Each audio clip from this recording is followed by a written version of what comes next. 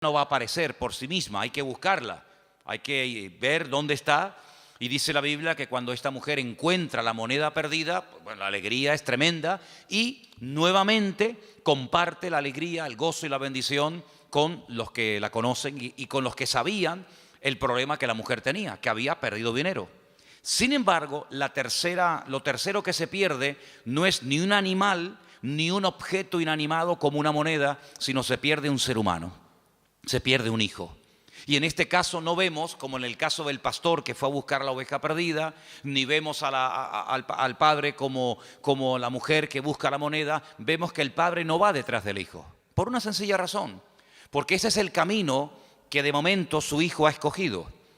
Y lo que vemos en esta parábola, hay muchas enseñanzas, pero una de las cosas fundamentales que vemos en esta parábola, la famosa parábola del hijo pródigo, es que el padre no va en contra de la voluntad del hijo, aunque la voluntad del hijo no es correcta.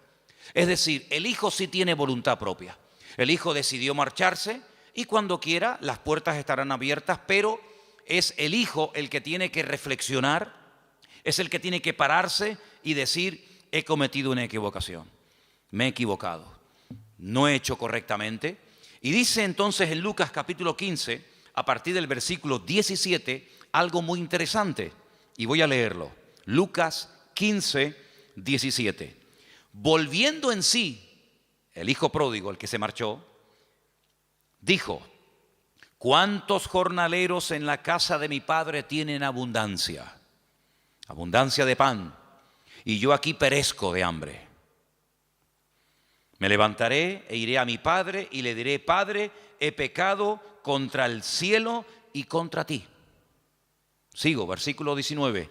Ya no soy digno de ser llamado tu hijo, hazme como a uno de tus jornaleros. Levantándose vino a su padre y cuando aún estaba lejos lo vio su padre y fue movido a misericordia. Y corrió y se echó sobre su cuello y le besó. Y el hijo le dijo: Padre, he pecado contra el cielo y contra ti, ya no soy digno de ser llamado tu hijo. Pero el padre le dijo a sus siervos, escuchen: sacad el mejor vestido y vestidle. Poned un anillo en su mano, calzado en sus pies, y traed el becerro gordo y matadlo, y comamos y hagamos fiesta. Porque este es mi hijo, muerto era y ha revivido, y se había perdido y es hallado, y comenzaron a regocijarse. El elemento, el punto fundamental para recibir toda bendición de parte del Señor es el arrepentimiento. Eso es lo que cambia todo, el arrepentirse. Parece fácil, ¿no? Parece algo muy sencillo, pero a veces hay vidas que se les ha hablado, se les ha testificado, se les ha dicho de todas las formas habidas y por haber, pero no quieren arrepentirse. Y la palabra del Señor dice que el Señor es paciente y misericordioso con todos, esperando que todos, no unos cuantos, todos procedan al arrepentimiento. Dice que en los últimos tiempos algunos le dirán a los creyentes: hermano, pero el Señor tarda mucho en venir. Y la respuesta que tenemos que dar ante semejante pregunta es: no, el Señor no está tardando. Lo que pasa es que el Señor está esperando a que más gente procedan al arrepentimiento. Porque si viniera el Señor en estos momentos, muchas personas se perderían y se condenarían eternamente. Por lo tanto, el Señor está dando un margen, está dando oportunidad para que la gente medite, vuelva en sí y reflexione y recapacite y se dé cuenta de que el camino que han tomado no es el correcto. Como el hijo pródigo. ¿Cuánto tiempo estuvo el hijo pródigo fuera de la casa de su padre? No lo sabemos, es simplemente una anécdota, es una ilustración, un ejemplo. Pero lo que está bien claro es que hay un momento en la vida del hijo pródigo en el que las cosas ya no marchan como al principio. Hay un momento en la vida del hijo pródigo que dice: yo antes comía mejor que ahora, yo antes vivía mejor que en estos momentos, yo antes tenía un nivel de vida que lo he perdido, y lo he perdido por mi mala cabeza, lo he perdido por mi rebeldía, por mi orgullo, por mi desobediencia, y reconozco que me he equivocado. Gloria a Dios, gloria a Dios. Pero podía haber estado el resto de su vida reconociendo que se había equivocado, pero seguía ahí. Pero lo bonito de esta historia es que este chico vuelve en sí, recapacita, reconoce que se ha equivocado, que como una oveja perdida se ha descarriado, pero toma una decisión: me levantaré y daré marcha atrás. En vez de seguir avanzando hacia la nada y hacia el precipicio más absoluto, andaré sobre mis pasos, iré a la casa de mi padre y le pediré perdón. Confesaré mi pecado. No diré, bueno, padre, aquí estoy. No, no, no. Sino le diré, he pecado. He pecado contra el cielo, contra Dios, y he pecado contra ti. Y reconozco que por mi mala cabeza, por las decisiones equivocadas que he tomado, ya no soy digno de que vuelvas a tener otra vez confianza en mí. Reconozco que si tienes misericordia y me quieres admitir, y si me haces como a un jornalero, en vez de tratarme como hijo, como a un jornalero, tienes todo el derecho del mundo de poder hacerlo. Porque mi testimonio ha sido pésimo. He desacreditado tu nombre y he sido un mal hijo. Y dice la palabra de Dios que este chico se levanta, no solamente se arrepiente, sino que él está dispuesto a dar la cara. Él está dispuesto a decirle a su padre todo lo que les acabo de decir. Y entonces cuando el padre ve que hay un verdadero y genuino arrepentimiento, un deseo de cambiar, un deseo de hacer las cosas decentemente y con orden, lo interrumpe. Porque ya no es él el que tiene que decirle al padre lo que tiene que hacer. Tu parte, lo que te corresponde a ti es arrepentirte, pedir perdón, pero yo sabré lo que tengo que hacer, si tratarte de una manera o tratarte de otra, si mandarte al campo a trabajar como a un jornalero más o darte otra oportunidad. Y el padre optó por darle una oportunidad, otra más. Le pone unas ropas nuevas, no saca lo peor, sino dice el mejor vestido. Lo mejor que haya en casa, vestir a mi hijo, porque él es la imagen de lo que yo soy, por lo tanto él tiene que dar una imagen digna. Tienen que darle el anillo, con el anillo se firmaban los documentos, el anillo era señal de autoridad, ponerle calzado, hagamos una fiesta, porque aquí ha habido hoy algo increíble que tenemos que saber festejar y recordar, que mi hijo se había muerto prácticamente, lo dábamos ya por muerto, por perdido, pero gloria a Dios, ha vuelto en sí, ha vuelto a la casa, arrepentido, y entonces comienzan una serie de bendiciones otra vez a manifestarse en la vida del hijo. ¿Qué fue lo que produjo el cambio? ¿Qué fue lo que hizo que lo que había perdido lo volviera a recuperar y se volviera a hacer una fiesta en la casa y borrón y cuenta nueva? El arrepentimiento. Si no hay arrepentimiento, no puede haber victoria en nuestra vida. Si no hay arrepentimiento y apartarnos del pecado, no solamente un remordimiento de conciencia, no solamente decir estoy obrando mal, he hecho mal, me he equivocado, pero no hay cambio. No, el arrepentimiento, como bien saben ustedes y se ha dicho muchas veces desde este mismo púlpito, es cambio de dirección. Si no hay un cambio de dirección, si no hay un rechazo a la vida que he estado llevando, entonces no hay un genuino arrepentimiento. Hay un remordimiento. Te sientes mal porque sabes a la luz de la palabra de Dios que lo que estás haciendo o has hecho no está bien, pero sigues haciéndolo. El arrepentimiento genuino es el que lleva a la persona a reconocer su error, pero a querer rectificar, a cambiar de dirección y a empezar una vida completamente alejada del pecado que hasta ese momento lo ha estado dominando. Entonces vemos en el hijo pródigo que él vuelve en sí, recapacita, retorna a la casa del padre, pide perdón y automáticamente, gloria a Dios, una lluvia, una cascada de bendiciones comienza a ser derramada sobre la vida de este muchacho, porque vemos que el arrepentimiento es la clave para toda bendición de nuestra vida. ¿Cuántos dicen amén? Seguimos en Lucas, capítulo 19. Estamos en el 15, nos vamos al capítulo 19 y ahora encontramos una historia real, porque la historia del hijo pródigo es una parábola que puede o no ser real.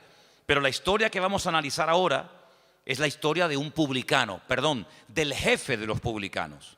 Un hombre con una buena posición social, un hombre con un buen puesto de trabajo, un hombre que ha tenido, entre comillas digo, la suerte de trabajar para el Imperio Romano recaudando impuestos, pero sabemos que los publicanos eran personas odiadas, eran personas que nadie quería juntarse con ellos porque los consideraban auténticos traidores. Trabajando, levantando impuestos para el enemigo, es increíble, de tus propios hermanos.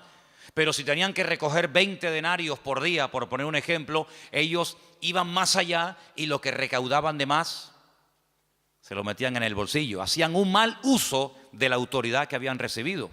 Y hay un tal Zaqueo, capítulo 19 de Lucas, que es un hombre muy pequeño de estatura, se sube a lo alto de un árbol sicómoro, dice la Biblia, un árbol muy fácil de trepar, para ver cuándo el Señor pasa. Y para su sorpresa, versículo 5 dice: cuando Jesús llegó a aquel lugar, mirando hacia arriba, le vio y le dijo: Zaqueo, date prisa, desciende, porque hoy es necesario que pose yo en tu casa. La sorpresa de Zaqueo tuvo que ser mayúscula. La sorpresa de Zaqueo tuvo que ser inmensa. Es decir, no solamente se para, me dirige la palabra, sino encima me da el honor de poder llevarlo a mi casa. Bueno, a raíz de esto, dice la Biblia en el versículo 7, comenzaron las murmuraciones. La gente decía: ¿cómo es posible que ha entrado a la casa de un hombre pecador? Pero fíjate qué interesante, ya en la casa ocurre algo muy interesante. Versículo 8. Entonces Zaqueo, puesto en pie, dijo al Señor: he aquí, Señor, la mitad de mis bienes doy a los pobres. Y si en algo he defraudado a alguno, se lo devuelvo cuadruplicado. Ahora es cuando por primera vez vemos a Jesús abriendo la boca y diciendo algo. Hasta entonces sabemos que entró a la casa de un publicano, que estaba sentado a la mesa seguramente con sus discípulos, que estaban comiendo, pero si no hubiera sido por esta palabra de Zaqueo, probablemente el Señor hubiera entrado y salido de la casa de Zaqueo sin decir ni mu. Pero ahora se levanta el Señor y dice: hoy, versículo 9, hoy ha venido la salvación a esta casa, porque este también es hijo de Abraham, porque el Hijo del Hombre vino a buscar y a salvar, ¿qué? Lo que se había perdido. Dije el otro día que la palabra salvación se puede traducir por salvación, por sanidad o por liberación. Hoy esta casa ha sido liberada. Esta casa ha vivido bajo opresión. Esta casa no ha vivido bajo la bendición de Dios, porque este hombre ha extorsionado, este hombre ha engañado, este hombre ha mentido, este hombre ha hecho un abuso excesivo de su autoridad. Pero este hombre está arrepentido, y está arrepentido de verdad, hasta el punto que dice: voy a devolver cuadruplicado todo lo que he robado a la gente. Claro, estamos hablando de un judío. El judío sabía perfectamente que según la ley, cuando alguien robaba algo a alguien, si se arrepentía, no solamente era suficiente con decir: oye, mira, perdóname que te robé el otro día la oveja y aquí no pasa nada. No, un momentito. Tú estás arrepentido, pues dame la oveja. Pero no solamente me tienes que dar la oveja, sino que según la ley de la Biblia, tenía que darle 4 más, porque tú has hecho uso de mi oveja. Tú has tomado la leche, seguramente los cabritos te los has quedado, tú has sacado un fruto, un beneficio de mi propiedad. Por lo tanto, si verdaderamente estás arrepentido, tienes que demostrarlo no solo diciéndolo, sino con las acciones. Porque una imagen vale más que 1000 palabras, y porque por sus frutos los conoceréis. Entonces no es suficiente con que tú ahora te hagas el niño bueno y te levantes en medio de la comida para que todo el mundo te oiga y te digan: qué buen hombre, qué buena persona. Jesús, estoy arrepentido, soy un publicano, soy un sinvergüenza, soy un extorsionador, pero bueno, Señor lo sabe todo, gracias por venir a mi casa. No. Voy a estar dispuesto a sacrificarme, a desprenderme de lo que a mí me ha dominado durante tanto tiempo, que es el amor al dinero. Y entonces el Señor se levanta y dice: ahora sí, amigo, hoy ha venido la salvación, la liberación, la victoria a esta casa. Entonces vimos en la parábola del hijo pródigo cómo las bendiciones del Padre cayeron sobre la vida del hijo cuando el hijo se arrepiente. Vemos que la bendición cae sobre la vida de Zaqueo y sobre su hogar cuando Zaqueo se levanta y pide perdón y dice y admite que ha defraudado, que ha robado, pero está dispuesto a devolver cuadruplicado lo que ha robado. Pero hay más ejemplos en la Biblia. En el libro de los Hechos, el capítulo 2, precisamente yo leía hoy esta porción y me llamó muchísimo la atención. Hechos capítulo 2, a partir del verso 36, cuando es derramado de una forma sobrenatural el Espíritu de Dios sobre aquellos que estaban en aquel lugar, muchas personas se rodean la casa y Pedro se pone en pie y dice, amigos, hermanos, que nos habéis escuchado hace unos instantes hablar en diferentes idiomas y los habéis entendido porque ustedes saben perfectamente lo que hemos dicho, aunque nosotros no tenemos ni idea de lo que hemos dicho, porque hemos hablado en otras lenguas, según el Espíritu nos da que hablase. Pues quiero decirles que nosotros primero no estamos borrachos. Esto no es efecto del alcohol, porque el alcohol no produce estos efectos. Si fuera así, hermanos, acéptenme esta broma. Pues si yo quisiera hablar hebreo, me emborracho y fíjate tú, hablo hebreo perfectamente. Y mañana quiero hablar griego y me tomo 5 cervezas y hablo griego. Y pasado quiero hablar con un alemán y me tomo una botella de whisky y hablo alemán. No, es que el alcohol no produce estos efectos. Todo lo contrario. Hasta el idioma que habla lo vas a hablar torpe y lo vas a hablar mal. Así que esto no es efecto del alcohol. Lo que aquí ha ocurrido, que ustedes acaban de oír y ver, esto es el cumplimiento de una palabra que estaba escrita nada más y nada menos que por Joel, por el profeta Joel, que dijo que en los postreros días el Señor derramaría de su Espíritu Santo sobre las personas. Y Él da una explicación y da un mensaje extraordinario que te animo a que lo leas. Pero cuando llegamos al versículo 36 de este extraordinario mensaje, dice el apóstol Pedro, Hechos 2:36, sepa pues ciertísimamente toda la casa de Israel que a este Jesús, a quien vosotros crucificasteis, Dios le ha hecho Señor y Cristo. Le ha hecho la máxima autoridad y lo ha nombrado como el Mesías. Este al que ustedes mataron, este al que ustedes rechazaron y crucificaron.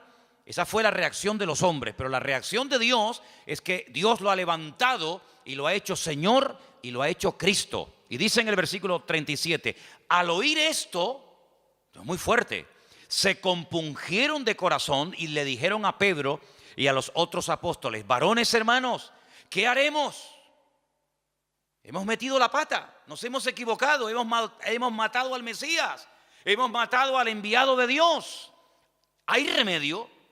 Bueno, yo dije hace poco en un mensaje que el diablo es un experto en cerrarte puertas y en oprimirte y en agobiarte y en pintarte un panorama catastrófico donde no ves salidas, ni puertas, ni ventanas, ni respuestas, ni nada. Pero nuestro Dios es un experto, aleluya, en mostrarnos la realidad, pero en darnos respuestas, en darnos salidas y en darnos soluciones. Cuando ellos dicen, bueno, ¿y ahora qué hacemos? Pues el apóstol Pedro dice algo increíble, versículo 38, arrepentíos y convertíos. Dice el versículo 38, cada uno de vosotros en el nombre de Jesucristo para el perdón de vuestros pecados y recibiréis el don, el regalo, la dádiva del Espíritu Santo como nosotros. Y después les habla de la promesa. Dice, mira, esta promesa que dio Joel, que se ha cumplido hoy, no solamente es para nosotros, sino es para ustedes también y para cuantos el Señor nuestro Dios llamare. Y entonces dice que ese día se arrepintieron, se convirtieron, cambiaron de vida, se bautizan y automáticamente entran a formar parte de la iglesia, del cuerpo de Cristo, de la iglesia del Señor. Es decir, estamos viendo ejemplos de cómo las bendiciones del Padre se derraman sobre el Hijo pródigo cuando éste se arrepiente. Estamos viendo cómo la bendición llegó al hogar de Zaqueo cuando éste se arrepiente y está dispuesto a cambiar. Y estamos viendo ahora una enorme multitud de personas dolidas, compungidas, digamos, diciendo, madre mía, la que hemos liado, ¿ahora qué hacemos?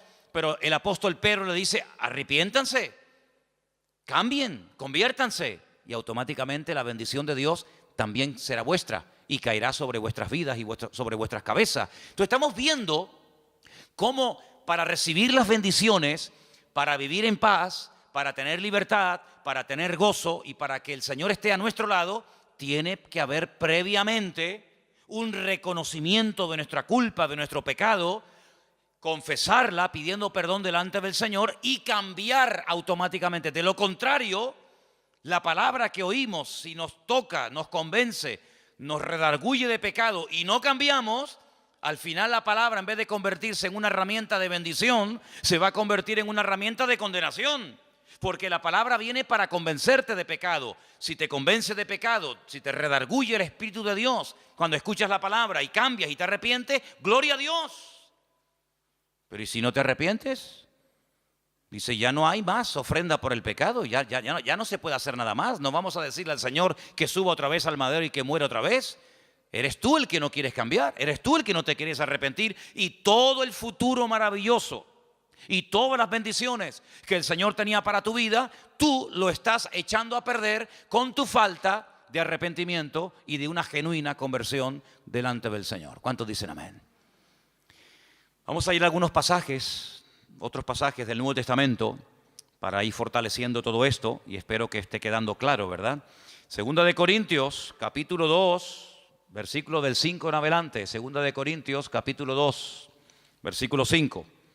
Para entender esta porción, tengo que decirles que en la primera carta, el apóstol Pablo le dice a la iglesia que tienen que expulsar, echar de la congregación a un hermano, a un creyente, a un hombre, a una persona que a Pablo le han informado que está en fornicación y que está nada más y nada menos que con su madre o con su madrastra, como algunos comentaristas opinan. Cuando el apóstol Pablo le dice, mira, es que hay un hermano en la iglesia, o uno que dice que es creyente en la iglesia, y resulta que está cometiendo un pecado terrible, y le dice, mira, algunos comentarios dicen que era realmente con su madre, cosa que nos puede resultar escandalosa hoy en día, pero que en aquellos tiempos la depravación era tan terrible que era normal, ¿eh? O otros comentarios dicen que podía ser la segunda esposa de su marido, con su madrastra. Bueno, da igual, madre o madrastra. El apóstol Pablo dice, bajo ningún concepto voy a permitir que en esa congregación que ha costado tanto sacrificio levantar, se produzca semejante mal testimonio. Y el apóstol Pablo dice algo tremendo, dice, eso que ese hombre está haciendo yendo a la iglesia, no lo hacen ni los inconversos. Ese pecado es tan terrible, tan vergonzoso, que ni los gentiles hacen eso que este hombre está haciendo. Por lo tanto dice, juntaos, y yo en espíritu me junto con vosotros, y expulsad a este personaje de la iglesia, entregárselo a Satanás, para que el diablo lo sacuda, para que se dé cuenta de la barbaridad que está haciendo, que está causando un pésimo testimonio dentro de la congregación, y bueno, que el Señor tome medidas. Se ve que lo expulsaron y este hombre recapacitó. Este hombre reconoció su pecado y ahora en el capítulo 5 de Segunda de Corintios, capítulo 2 de Segunda de Corintios, del versículo 5 en adelante, dice Pablo, Segunda de Corintios 2:5, si alguno me ha causado tristeza, no me la ha causado a mí solo, sino en cierto modo, por no exagerar, a todos vosotros, evidentemente. Le basta a tal persona esta reprensión hecha por muchos. Así que al contrario, vosotros más bien debéis perdonarle y consolarle para que no sea consumido de demasiada tristeza, por lo cual os ruego que confirméis el amor para con él. Porque también para este fin os escribí, para tener la prueba de si vosotros sois obedientes en todo. Al que vosotros perdonáis, yo también, porque también yo lo he perdonado. Si en algo he perdonado, por vosotros lo he hecho en presencia de Cristo, para que Satanás no gane ventaja alguna sobre nosotros, pues no ignoramos sus maquinaciones. Si lo que él dice que se haga en Primera de Corintios, que es expulsar a este hombre de la congregación, en la segunda carta que le escribe a la iglesia de Corinto dice, ahora este hombre ha pedido perdón, este hombre ha reconocido su pecado y ahora lo que tenemos que hacer es perdonarlo, consolarlo, volver a admitirlo en el seno de la iglesia, y si ustedes lo admiten, yo también. Si ustedes lo perdonan, yo también lo perdono. Y hacerlo pronto, para que no le consuma la tristeza. Cuando una persona es reprendida, exhortada, puesta temporalmente en disciplina, Esa disciplina tiene que surtir un efecto. Tiene que haber un cambio en esa persona. La disciplina no es punitiva, es decir, la disciplina no es para machacarte como la justicia del mundo. Cometes un delito y te meto en la cárcel. Me da igual si estás casado, si lloras, si coges una depresión, si comes bien, si comes mal, si tienes frío, si tienes hambre. A la justicia le da exactamente igual. El que la hace, la paga. Pum, al talego, fuera, se acabó. Sin embargo, la justicia de Dios no es punitiva, es con el objetivo, se aplica con el objetivo de restaurar. Se aplica con el objetivo de que la persona abra los ojos y se dé cuenta de que por ahí vas mal, amigo, de que esa no es la voluntad de Dios, que Dios nos ha llamado a vivir en santidad y que cuando un miembro del cuerpo causa un mal testimonio, en cierto sentido, toda la iglesia está causando un mal testimonio, porque juzgan y sacan conclusiones equivocadas por la culpa de uno. Entonces el apóstol Pablo, viendo que la iglesia ha hecho lo que le dijo Pablo que hiciera y viendo que este hombre se ha arrepentido, dice, volver a admitirlo. Pero ¿qué fue lo que hizo que Pablo y la iglesia lo volvieran a admitir y le volvieran otra vez a brindar el amor y el apoyo y la cobertura de la iglesia? El arrepentimiento. Porque el arrepentimiento, vengo diciendo en las porciones que estamos leyendo esta tarde, que es lo que produce el cambio.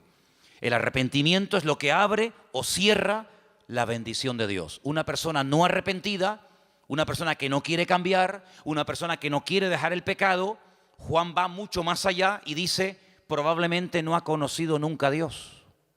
Porque el que practica asiduamente el pecado y no siente remordimiento, sino que sigue y sigue y sigue, y le hablan y le dicen y escucha, y dice una persona reiterativa y que sigue pecando y pecando y pecando, el apóstol Juan dice, probablemente nunca ha conocido a Dios, porque el que ha conocido a Dios no practica el pecado. Una cosa es que no pequemos. ¿Quién no peca, hermanos? Pero otra cosa es practicar el pecado. Es decir, dice la Biblia que cuando conocimos al Señor, todos y cada uno de nosotros, en nuestra vida se manifestaban las características de los pecadores. ¿Cuál era? Pecar. Unos pecaron de una manera, otros pecaban de otra forma, pero todos nos encontramos al pie de la cruz, ¿sí o no? Todos tenemos que pedir perdón, unos por su fornicación, otros por su adulterio, otros por su vida de idolatría, otros porque vienen de la santería y de la brujería, otros porque vienen del agnosticismo y del ateísmo más absoluto. Es decir, cada uno tiene su historia. Cuando venimos al Señor, nos convertimos, nos arrepentimos, nos convertimos, las cosas viejas pasaron, y aquí todo es hecho nuevo, y ahora tienen que comenzar a notarse en nuestra vida cambios, a corto y a largo plazo.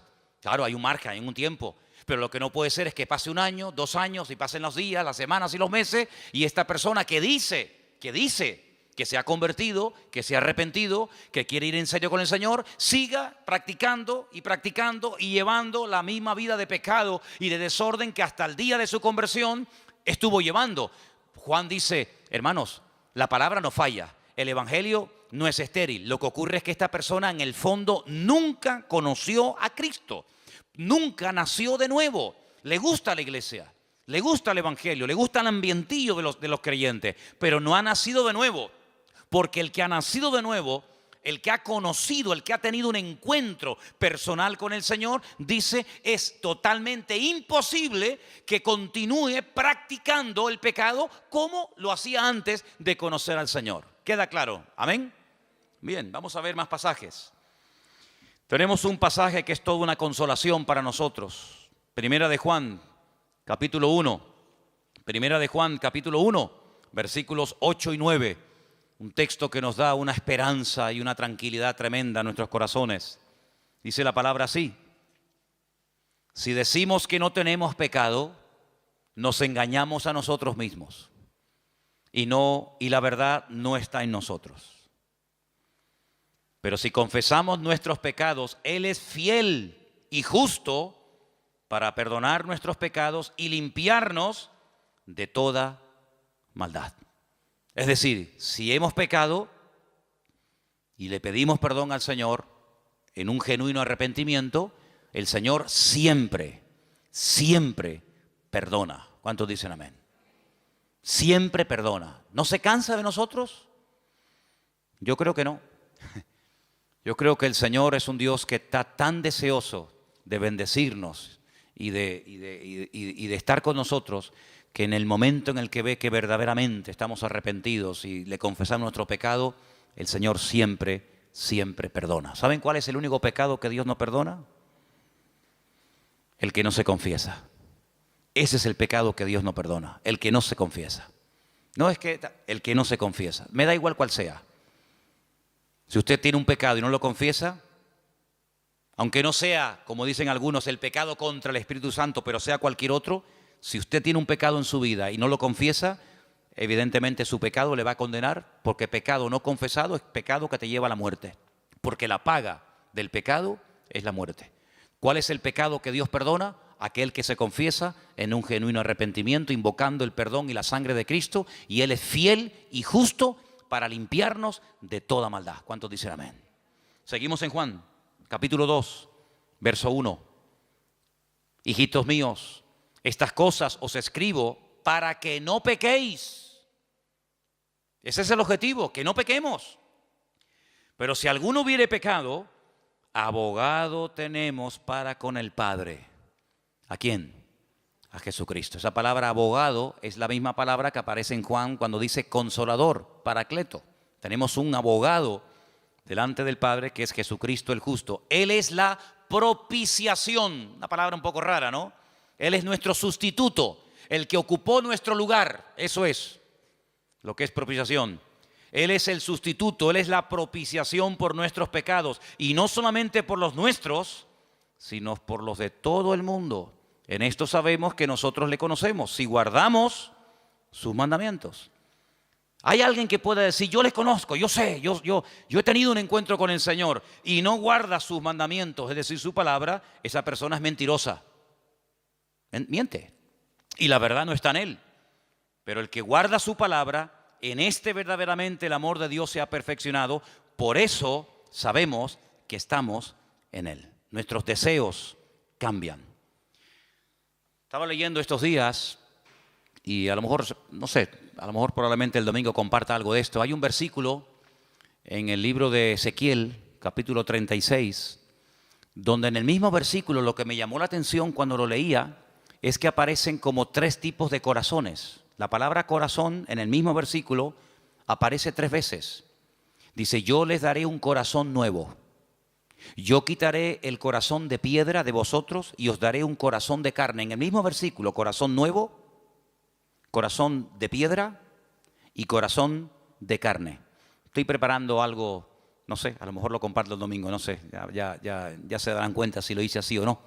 Pero lo que está bien claro es que el Señor, cuando viene a nuestra vida, nos cambia nuestros sentimientos, nuestros impulsos, nuestras emociones. Y en eso se conoce que una persona verdaderamente ha nacido de nuevo. No es que no pueda ser tentado, sino que no lleva una vida de desorden como la ha estado llevando hasta que llegó el punto en su vida de conocer al Señor, se ha arrepentido, ha reconocido que eso no le agrada a Dios, y no es que se arrepiente por miedo al infierno, no.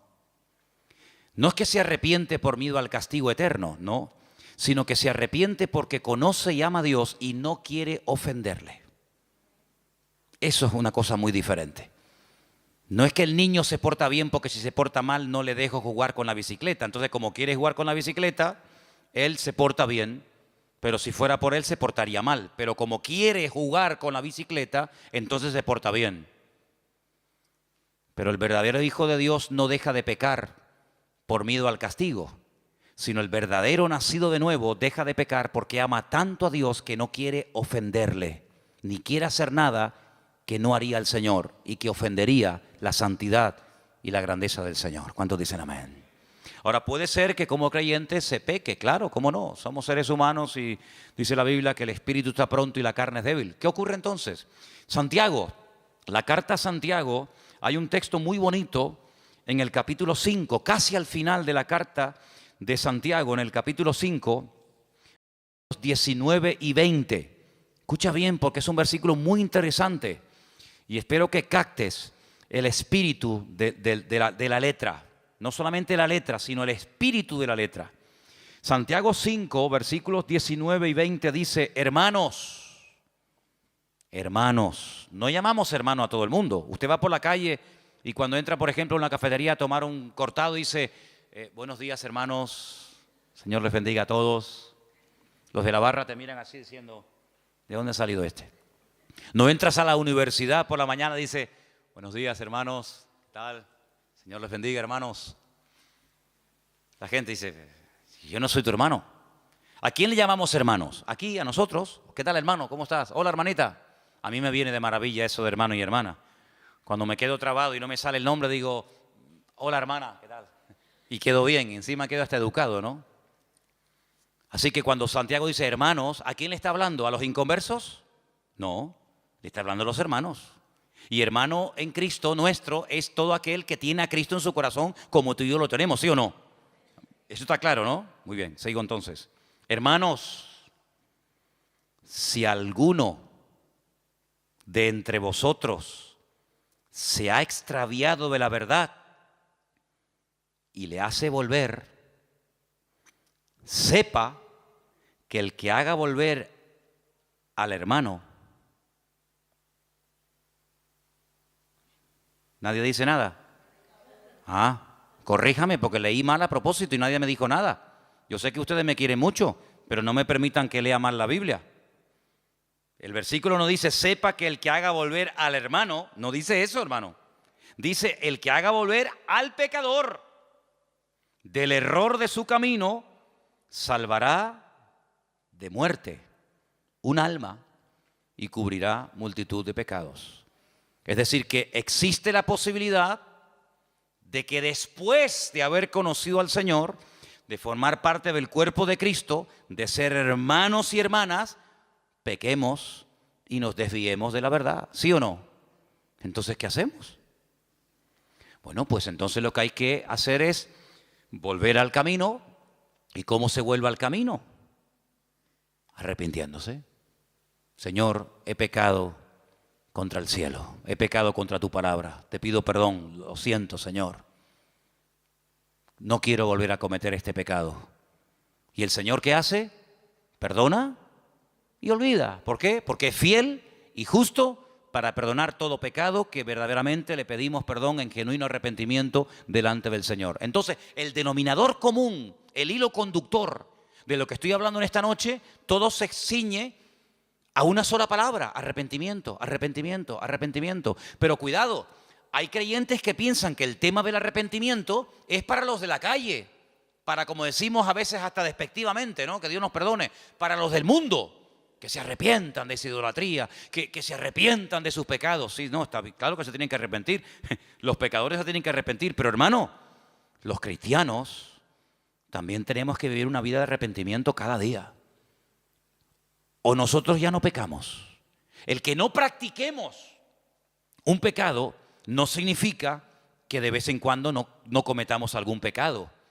Porque dice la Biblia que el que no peca es varón perfecto, capaz de refrenar todo su cuerpo.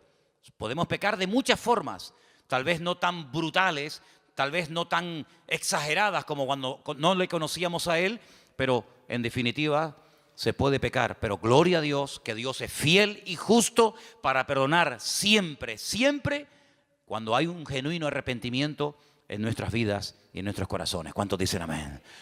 Qué alivio, ¿no? Gloria a Dios. Bueno, tengo un versículo más. Vamos a Job, libro de Job, y con este texto terminamos. Libro de Job, capítulo 11. Y son versículos que a usted le van a resultar muy, pero que muy, muy conocidos, porque la mayoría se lo saben todos ustedes de memoria. ¿Sí o no? ¿Se lo saben de memoria? Dice Job capítulo 11, versículo 13. ¿Lo leemos juntos? Me gustaría que lo leyéramos juntos. Job 11, del 13 en adelante. Cuando lo tengan, dígame, ya lo tengo. Lo tienes, ¿no?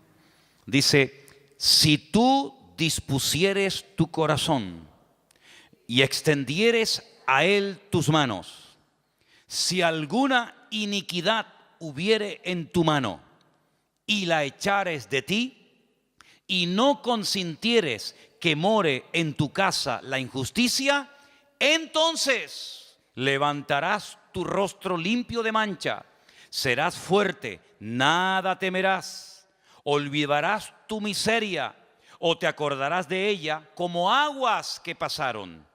La vida te será más clara que el mediodía, aunque oscureciere será como la mañana.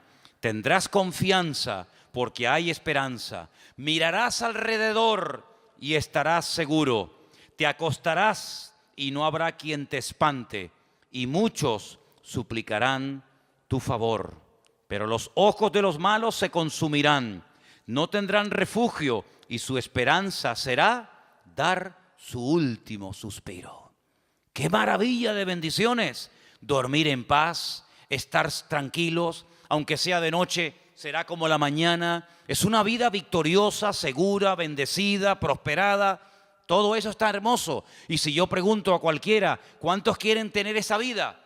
Que todo te vaya bien, que tengas bendición, que duermas seguro, que las puertas se abran, que no tengas temor de nada ni de nadie. Hermanos, cualquiera, en cualquier iglesia a la que usted vaya, en cualquier denominación, todo el mundo diría, yo hermano, yo quiero esa vida. Muy bien, gloria a Dios. Primer punto a favor. Pero el requisito lo hemos leído en los primeros versículos. Disponer el corazón. Extender las manos. ¿Qué es extender las manos? Este gesto que hacemos, ¿qué es? Me rindo. Cuando alguien te atraca, ¿qué dices? Levante las manos, arriba las manos. Me rindo.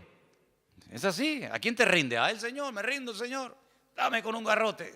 Me rindo.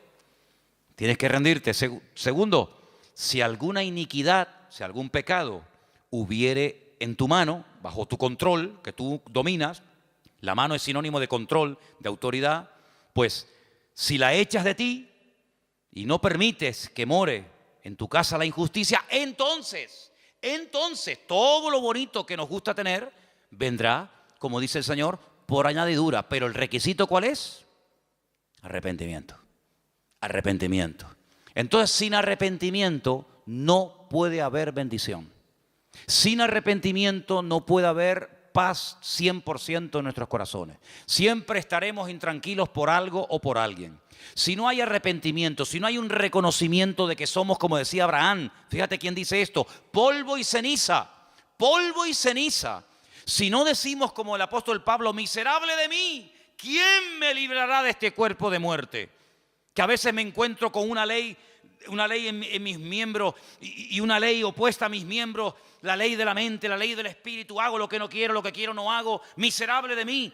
Si no tenemos el espíritu de Isaías que decía, ay de mí, que siempre hombre inmundo de labios han visto mis ojos al Rey de Gloria. Si no tenemos esa actitud de temor, porque eso se llama temor a Dios. Si perdemos ese temor, entonces ¿qué somos? ¿Qué somos entonces? Cuando dice la Biblia que el principio, no el final, no es una meta, bueno, a ver si la alcanzamos, hermanito. No, el principio, el Bereshit, el principio de la sabiduría. ¿Qué es? El temor a Dios. Y otro versículo también muy parecido en Proverbios dice que el principio de la sabiduría es aborrecer el mal. Entonces, hermano, las bendiciones, gloria a Dios, ahí están. Pero si hemos sido llamados para ser personas bendecidas, si hemos sido llamados para tener al Santo de los Santos con nosotros 24 horas al día, si hemos sido llamados para vivir con gozo, con libertad, con quietud, con calma. Dice, en el mundo tendréis aflicción, pero confiad, yo he vencido al mundo. Pero bueno, ¿y entonces por qué a veces no hay esa paz, no hay esa bendición? Bueno, pues porque a veces pecamos, pero cuidado, y quiero dejar bien claro esto, porque a veces nosotros podemos llegar a presumir o a sentir una falsa seguridad porque decimos, pero si yo no estoy pecando. No estoy pecando porque mira, no hago ni esto, no hago aquello, no hago tal, no hago cual, no sé qué. Y metemos el pecado en una parcela donde decimos, no estoy pecando porque no cometo adulterio, porque no fornico, porque no robo, porque ya no me postro ante imágenes, porque no hago. Y entonces yo me creo que como cristiano, como ya dejé de hacer, como ya no hago ciertas y determinadas burradas o barbaridades que hacía, pues ya no estoy pecando. Momento, dale la vuelta a la moneda. La otra cara de la moneda dice que el que sabe hacer porque hemos aprendido a no hacer lo malo. Eso ya lo sabemos. ¿O tendremos otra vez que repetir lo que está mal? No. Pero el que sabe hacer lo bueno y no lo hace,